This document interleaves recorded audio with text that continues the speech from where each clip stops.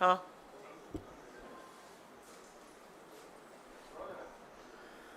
आप सबको मेरा नमस्कार। आशा है आप सब लोग ठीक हैं, बड़े दिनों बाद मुलाकात हो रही है। अमूमन मैं व्यक्तिगत तौर से भी और कांग्रेस पार्टी राजनीति में धर्म पर डिबेट करने से परहेज करती है। मुझे लगता है वो गलत है। मुझे लगता है धर्म और आस्था बहुत पवित्र विषय है, उन पर राजनीति नहीं करनी चाहिए। लेकिन करोड़ों हिंदू धर्म के अनुयायियों की आस्था को अगर भारतीय जनता पार्टी के लोग मोदी भक्ति में चूर होके, मोदी के अंधभक्त बनकर, घमंड और अहंकार में अगर हिंदू देवी देवताओं का अपमान करेंगे, हिंदुओं को, करोड़ों हिंदुओं की आस्था पर ठेस पहुंचाएंगे, तो चुप रहना संभव नहीं है। और कल कुछ ऐसा ही हुआ। भाजपा के राष्ट्रीय प्रवक्ता, पुरी से उनके लोकसभा के उम्मीदवार संबित पात्रा ने दुनिया को अचंभित कर दिया यह कहकर कि महाप्रभु भगवान जगन्नाथ नरेंद्र मोदी के भक्त हैं। इस बयान की जितनी निंदा की जाए उतनी कम है। किसने आपको हक दिया है कि हिंदू देवी देवताओं के लिए ऐसे तिरस्कृत करने का काम करिए, उनका अपमान करिए? उनको नरेंद्र मोदी का भक्त बता रहे हैं आप। और असलियत यह है कि जब कोहराम मचा तब झूठी माफी मांगने की बात कर रहे हैं, मैं उपवास करूंगा। इतनी गलत बात कही थी, पहले ही आकर कहना चाहिए था। लेकिन क्या यह पहली बार हुआ है? क्या यह पहली बार हुआ है कि हिंदू देवी देवताओं का नरेंद्र मोदी के समकक्ष करके अपमान किया गया है? बिल्कुल भी नहीं। यह तस्वीर आपको याद होगी, प्राण प्रतिष्ठा के दौरान बीजेपी के ऑफिशियल हैंडल से यह तस्वीरें इस्तेमाल की गई थी। इन तस्वीरों में भगवान राम एक छोटे से बच्चे और उनकी उंगली पकड़कर एक वयस्क नरेंद्र मोदी उनको मंदिर की ओर ले जा रहे हैं। मैं हिंदू धर्म की अनुयायी हूं, हिंदू धर्म को मानती हूं। ऐसे करोड़ों अनुयायी हैं। यह हमारी आस्था, हमारे विश्वास, हमारे धर्म के खिलाफ जो आपकी सोच है उसको दिखाता है। युग युगांतर से जो ईश्वर इस ब्रह्मांड को चला रहा है उसको आप नरेंद्र मोदी का भक्त बता रहे हैं। राम छोटे से बच्चे हैं, मर्यादा पुरुषोत्तम राम, सनातन धर्म का आधार, उनको छोटा सा बच्चा बना के मोदी जी उनको मंदिर ले जा रहे हैं। और ऐसा भी नहीं है कि ये बड़बोले बयान पहली बार आए हैं। आपको याद होगा अयोध्या की प्राण प्रतिष्ठा, और वहां पर श्री राम, प्रभु राम से ज्यादा बड़े कटआउट हर खंबे पर नरेंद्र मोदी के लगे थे। चंपत राय ने तो मोदी जी को भगवान विष्णु का अवतार ही बता डाला था।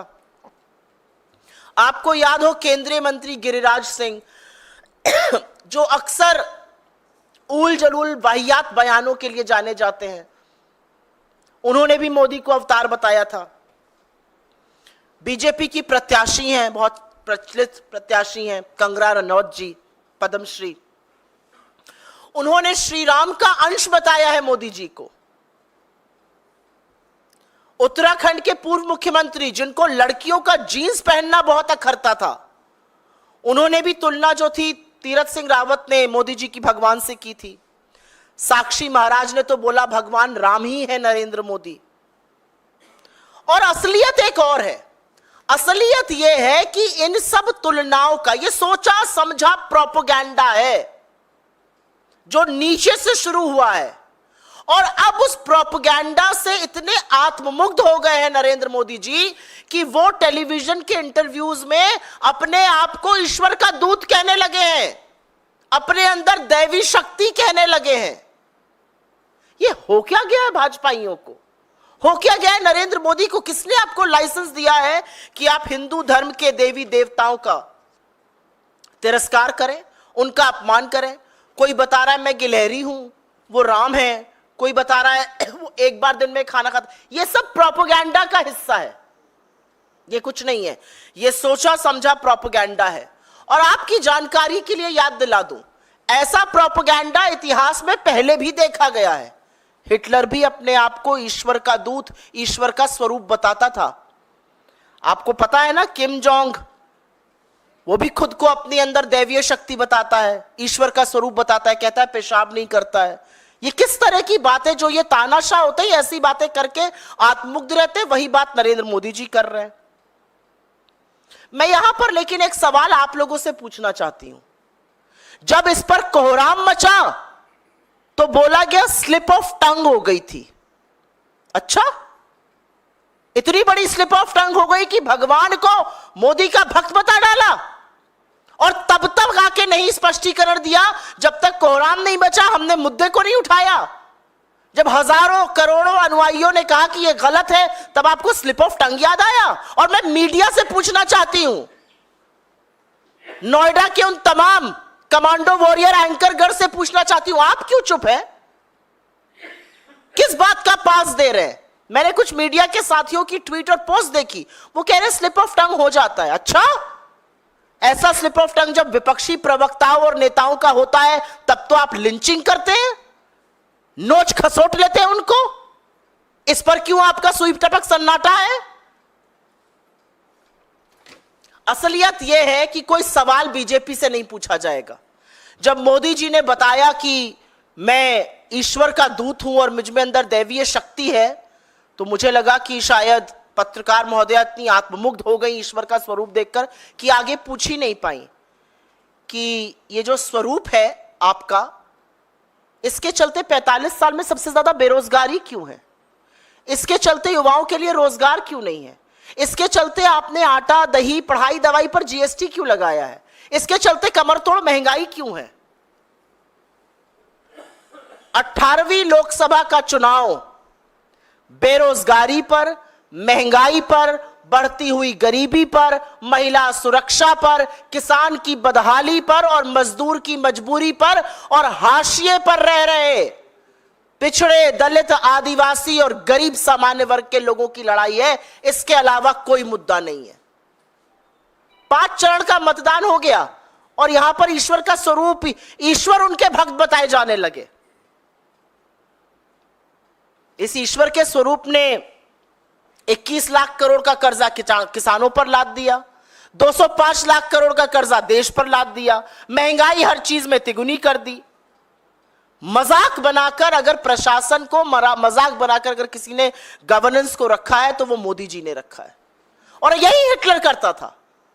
हिटलर ने भी अपना एक प्रचार मंत्री हायर किया था, वो भी रेडियो टीवी पर वैसे ही काबिज रहता था जैसे ये रहते हैं, वहां पर भी इसी तरह का चरण वंदन होता था।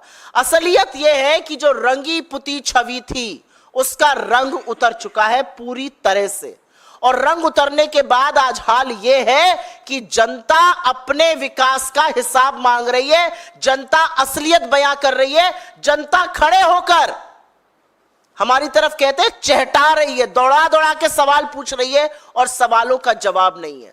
तो जब सवालों का जवाब नहीं है तो आप आस्था को पर प्रहार करिएगा, आप हिंदू धर्म के देवी देवताओं पर, हमारे आराध्य इष्टों को इनका भक्त बता दीजिएगा और हम चुप रहेंगे। मेरा अपना मानना है कि ना उपवास से ना माफी से इस देश के और दुनिया के करोड़ों हिंदू जो प्रभु जगन्नाथ में विश्वास करते हैं, जो भगवान राम में विश्वास रखते हैं, जो हम सब के आराध्य हैं, उनकी आस्था पर प्रहार हुआ है और नरेंद्र मोदी को माफी मांगनी चाहिए। यह गुनाह है, यह पाप है और माफी नरेंद्र मोदी को मांगनी चाहिए जो अपने आप को आजकल खुद भगवान का दूत बनाने लगे हैं। ये क्या प्रोपेगेंडा चल रहा है देश में? देश के मुद्दों पर प्रधानमंत्री बात नहीं करना चाहते हैं और शीशे की तरह साफ है कि 5 चरण के मतदान के बाद 4 जून को ना भाजपा की सरकार बनेगी, ना नरेंद्र मोदी इस देश के प्रधानमंत्री बनेंगे। बजाय मुद्दों की बात करने के लगातार आपने मुद्दों से भटकाया है और असलियत यह है कि जिस व्यक्ति का इस चुनाव में खुद का वजूद खत्म होने जा रहा है, जो विपक्ष को पानी पी पी के कोसता है, जिसका पाकिस्तान प्रेम, जिसका हिंदू मुसलमान विषाक्त करना हमें आज तक समझ में नहीं आया, वो अपना महिमा मंडन करने के लिए पूरी प्रोपेगेंडा मशीन चल रही है। मतलब ऐसी अंधभक्ति कि आप करोड़ों हिंदुओं की आस्था पर प्रहार करने को तैयार है, यह बर्दाश्त नहीं किया जाएगा, किसी कीमत पर नहीं किया जाएगा। I do believe what Sambit Patra has said is an absolute insult to the faith that millions of Hindus, that billions of Hindus have in their religion, in our gods. और माफी तो नरेंद्र मोदी जी को मांगनी पड़ेगी। यह सर्वथा गलत है, बिल्कुल गलत है, यह किसी कीमत पर स्वीकार्य नहीं है। आपके सवालों का इस मुद्दे पर स्वागत है।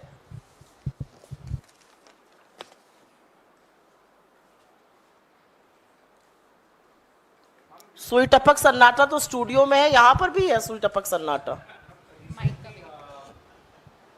400 पार का जो नारा दिया जा रहा था बीजेपी की तरफ, पहले मैं इस पे जवाब दूंगी, अगर आप लोगों के पास इस पर सवाल है तो मैं अनुग्रहित रहूंगी। पर यह सच है, यह बिल्कुल सच है कि मीडिया जो स्लिप ऑफ टंग की दुहाई आज दे रहा है, वो मीडिया विपक्ष के प्रवक्ताओं को तो नहीं ऐसी सहूलियत देता है, विपक्ष के नेताओं की तो लिंचिंग करता है, पूरे पूरे दिन बड़े बड़े बैंड लगा के शो करता है। इस पर क्यों चुप है? असलियत यह है कि हमारे दो नेता लोकतांत्रिक तरीके से थोड़ा बहुत मतभेद में अगर कोई वक्तव्य दे दे तो 48 घंटे नहीं, 72 घंटे, 96 घंटे शो होगा। लेकिन अगर बीजेपी के अध्यक्ष जेपी नड्डा कहते हैं हमें आरएसएस की जरूरत नहीं है, हम बहुत सक्षम हो गए, क्या सिर्फ फुटअव्वल बचा हुआ है आरएसएस में और बीजेपी में, उसमें कोई चर्चा नहीं, उस पर कोई शो नहीं। क्या हो गया है? क्यों सांप सूंघ गया है इस वक्तव्य पे? क्यों चुप है मीडिया? आप लोग इसका जवाब दीजिए। आप लोग के एंकरगढ़ चुप है, आप क्यों चुप है? आप तो बोलिए। मैम, संबित पात्रा, जब इस पूरे बयान पर बवाल मचा तो संबित पात्रा ने कहा है कि उनको बहुत पछतावा है और वो 3 दिन का उपवास रखकर प्रायश्चित करेंगे। तो क्या ये असल में उनका पछतावा है या जो हंगामा मचा उसके बाद वो बैकफुट पर आ गए? जब आपसे कुछ गलती होती है ना तो आप सामने से खुद आके उसका स्पष्टीकरण देते हैं। आप कोहराम मचने का इंतजार नहीं करते हैं। हम सबसे कभी कभी कुछ गलत हो जाता है, कुछ गलत शब्द लिख दिया, कुछ मुंह से निकल गया, हम तो सामने से स्पष्टीकरण देते हैं। आपने इतना इंतजार क्यों किया? आपने पहले गलत शब्द बोले, उसके बाद कोहराम मचा, लोगों की आस्था पर प्रहार हुआ, आपको पता चल गया कि आपके खिलाफ हो रहा है, जिस पुरी से आप चुनाव लड़ रहे हैं वहां की जनता आपसे क्षुब्ध हो गई। अब आप बोल रहे हैं मुझे पछतावा है, मैं उपवास करूंगा। ये पहले व्यक्ति हैं जिन्होंने भगवान का ये तिरस्कार किया है। यह है भारतीय जनता पार्टी की वो फोटो जो भारतीय जनता पार्टी के ऑफिशियल हैंडल से ट्वीट हुई थी। कैसे ट्वीट किया आपने ये फोटो? किस हिम्मत से तीरथ सिंह रावत और साक्षी महाराज और गिरिराज कहते हैं कि भगवान की तुलना मोदी जी से करते हैं? किस हिम्मत से मोदी जी कहते हैं मैं भगवान का दूत हूं? क्या हो क्या गया है इन लोगों को भाई? मैं ये जानना चाहती हूं। इतना घमंड, इतना अहंकार कि आपने हिंदू देवी देवताओं को भी नहीं बख्शा। मतलब कुछ तो ईश्वर के प्रकोप से, ईश्वर के कोप से डरिए। और इस पर मीडिया की जो चुप्पी है, अगर आप बस अपनी आंख बंद करके और दिल पर हाथ रख के, मुझे यहां पर अगर कोई भी एक व्यक्ति खड़ा होकर बता दे अगर यह बयान किसी विपक्षी व्यक्ति ने दे दिया होता तो अभी तक क्या होता? लिंच कर दिया होता आपके और आपके एंकर्स ने, नोच लिया होता आप लोगों ने। लेकिन ऐसा नहीं हो रहा है। बीजेपी के व्यक्ति ने कहा है मीडिया चुप रहेगा, आंखों पर पट्टी, मुंह में दही जमाएगा। जी मैम, एक गंभीर सवाल है, राजनीति से इतर ये सवाल ये है, लोगों के चूंकि हम पत्रकार जो जनता के मन में होते हैं, जो मैंने मुद्दा उठाया है ना वो अति गंभीर मुद्दा है। यस ये छोटा मुद्दा नहीं है। बिल्कुल मैम। जो धर्म के स्वयंभू ठेकेदार बने घूमते हैं वो सिर्फ बीफ कंपनियों से चंदा ही नहीं लेते हैं, वो ईश्वर को मोदी का भक्त बताने लगे हैं। ये बहुत गंभीर मुद्दा है। मिलावटखोरी से लोग परेशान होते जा रहे हैं। पिछले 5-10 सालों में भी मिलावटखोरी बढ़ी है। फसाई की रिपोर्ट भी बताती है कि अलग अलग यूपी हो या अलग अलग राज्यों के कई जो प्रोडक्ट्स हैं वो खराब हैं, जहरीले स्तर के हैं। तो अभी जो आपके घोषणा पत्र में, कांग्रेस के घोषणा पत्र में या अन्य राजनीतिक दलों के घोषणा पत्र में भी इस पे कोई बात नहीं है। क्या कांग्रेस पार्टी अभी की जो स्टैंडर्ड है गवर्नमेंट ऑफ अभी जो ये गवर्नमेंट ऑफ इंडिया के स्टैंडर्ड है और बीजेपी का जो रुख है उसको सही मानती है? मेरा अपना मानना है कि खाद्य पदार्थों में जिस तरह की मिलावट की बात आ रही है, जिस तरह से सब स्टैंडर्ड क्वालिटी बिक रही है, जिस तरह से एफएसएसएआई को बार बार चीजों को प्रतिबंधित कर देना पड़ रहा है, कहीं ना कहीं ये लोगों के स्वास्थ्य के साथ, उनके विकास के साथ, उनके जीवन के साथ एक गंदा खिलवाड़ है।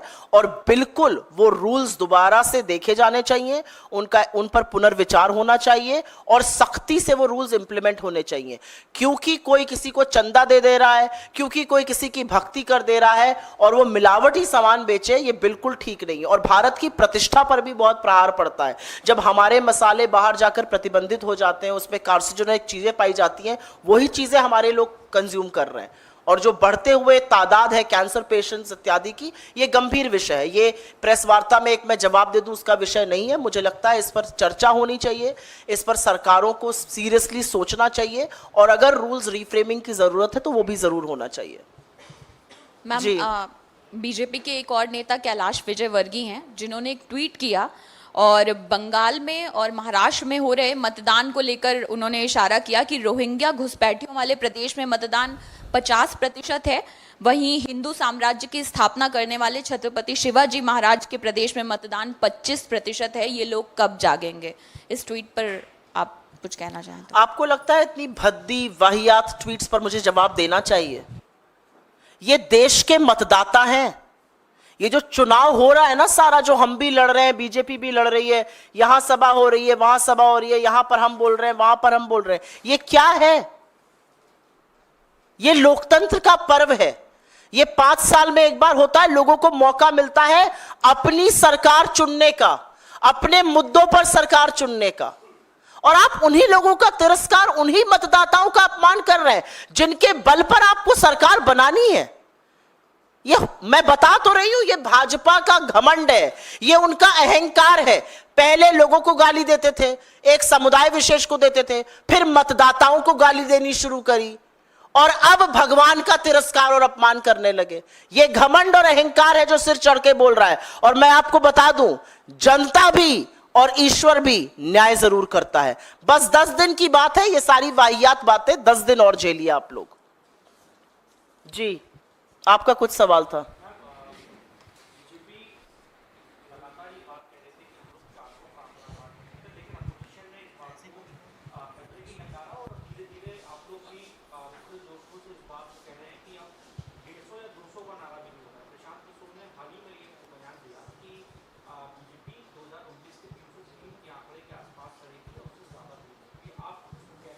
मैंने पहले भी इस मंच से कहा और फिर कहती हूं कि मैं ये कंसल्टेंट्स की बात पर ध्यान नहीं देती हूं और उस पर वक्तव्य भी नहीं देती हूं, और उन कंसल्टेंट्स की बात पर जो अपनी कंसल्टिंग फर्म भी नहीं बचा पाए तो कम ही बोलूं अच्छा है।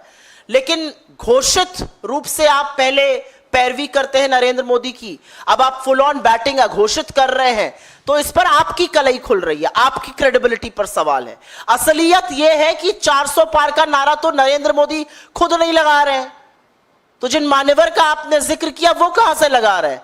400 पार पहली इनिंग के बाद ही बंद हो गया था, क्योंकि 400 पार का नारा और लल्लू सिंह और ज्योति मिर्धा और अनंत हेगड़े और गिरिराज जी ने मिलकर बीजेपी की पोल खोल दी कि संविधान पर प्रहार होने वाला है, आरक्षण खत्म होने वाला है। छिटक गए लोग इनसे और लोगों ने मन बना लिया कि संविधान तो किसी कीमत पे खत्म नहीं करने देंगे।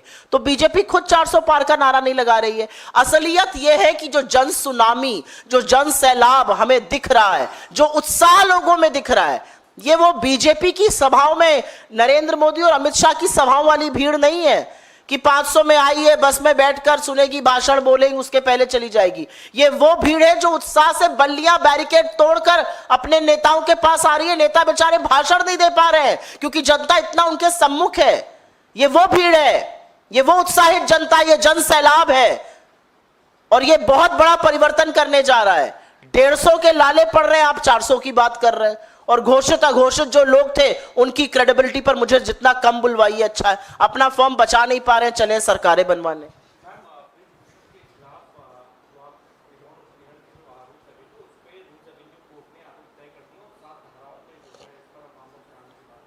राउज एवेन्यू कोर्ट ने आरोप तय कर दिए हैं, लेकिन नरेंद्र मोदी ने क्या किया?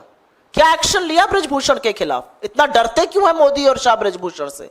ब्रजभूषण ने उनके लड़के को टिकट दे दिया। ब्रजभूषण खुल के कहते हैं दबदबा है, कायम रहेगा, मैं लड़ूं या मेरा लड़का लड़े, एक ही बात है। ये तो इन्होंने न्याय किया इस देश की सबसे होनहार बेटियों के साथ। उन बेटियों के साथ जब मेडल आया तो मोदी जी ने खूब हाथ मिलाया, खूब हाथ हिलाया, एक साथ उनका हाथ उठाया, और जब उनके ऊपर किसी ने हाथ उठाया तो मोदी जी आरोपी के संरक्षण देने लगे। उन्होंने क्या किया? राउज एवेन्यू कोर्ट ने तो चलिए तय कर दिए आरोप, मोदी जी ने क्या किया? और फिर कहते हैं मैं महिला सुरक्षा की बहुत बात करता हूं। महिलाओं का नाम नरेंद्र मोदी को और उनकी सरकार को कतई नहीं लेना चाहिए।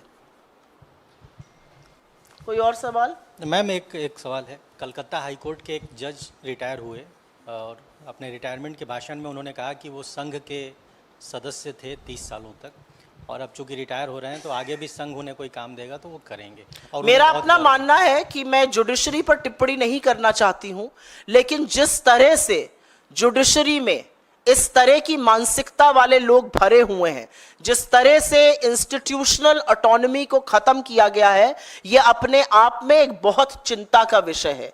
एक सिटिंग जज छोड़ के ज्वाइन किए ले रहा है, अगले दिन मुख्यमंत्री को गरिया रहा है। एक जज रिटायर होते कह रहा है मैं संघ का आदमी हूं, मैं तो संघ चला जाऊंगा। तो ये लोग कर क्या रहे थे जुडिशरी में? न्यायपालिका की एक बहुत मजबूत भूमिका है, लोकतंत्र का एक बहुत मजबूत स्तंभ है। मुझे ऐसा लगता है ये बड़ा खतरनाक ट्रेंड है और इस पर चर्चा होनी चाहिए। इस विषय पर गहन चिंतन की जरूरत है। इसीलिए मैं कह रही हूं, मैं जुडिशियल प्रोवेस में जुडिशरी के ऊपर कोई टिप्पणी नहीं करना चाहती हूं, उनके दिए हुए फैसलों पर अभी मैं टिप्पणी नहीं करना चाहती हूं, लेकिन उनका जो कथन है वो चिंताजनक है और इस देश में एक नई चर्चा होनी चाहिए कि न्यायपालिका कितनी स्वतंत्र है और किस तरह के लोग उसमें हैं। धन्यवाद जी, बोलिए। संबित पात्रा ने कहा है कि अनजाने में की गई गलतियों को भगवान भी माफ़ कर देते हैं, इसका मजाक नहीं बनाना चाहिए और इस मुद्दे को इतना बड़ा करने की ज़रूरत भी नहीं है। तो आप क्या सोच रही थी, वो क्या कहेंगे? अनजाने में गलती हुई थी, जैसे ही गलती हुई होती तुरंत हाथ जोड़ के माफ़ी मांगते तो ईश्वर ज़रूर माफ़ कर देते। अनजाने में गलती हुई, घंटों वो वीडियो पड़ा रहा, फिर किसी को दिखा, फिर किसी ने ट्वीट किया, फिर और लोग बोलने लगे उसके बारे में, जब कोहराम मचा, जब ऑपोजिशन बोलने लगी, जब पुरी के लोग बहिष्कार करने लगे, जब पुरी की जनता ने कहा कि भगवान जगन्नाथ का ये तिरस्कार हम नहीं सहेंगे, तभी उनसे अनजाने में गलती याद आई। पहले याद आ गई होती, हाथ जोड़ के माफ़ी मांगते, प्रायश्चित करते, क्यों नहीं पहले किया? क्यों राजनीतिक कोहराम के बाद ही उनको याद आया? ईश्वर माफ करता है अनजाने में की हुई गलती। ईश्वर अपने खिलाफ प्रोपेगेंडा माफ नहीं करता है।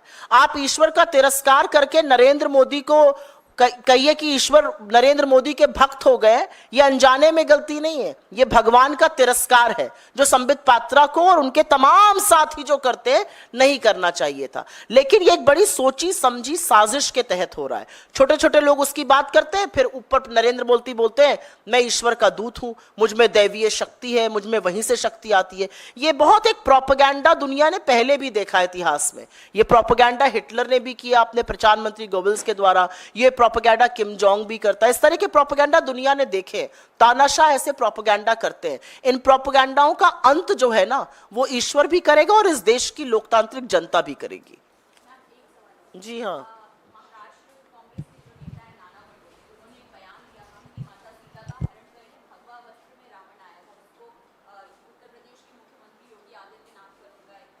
मैंने ये बयान सुना नहीं, इसलिए इसमें टिप्पणी करूंगी नहीं।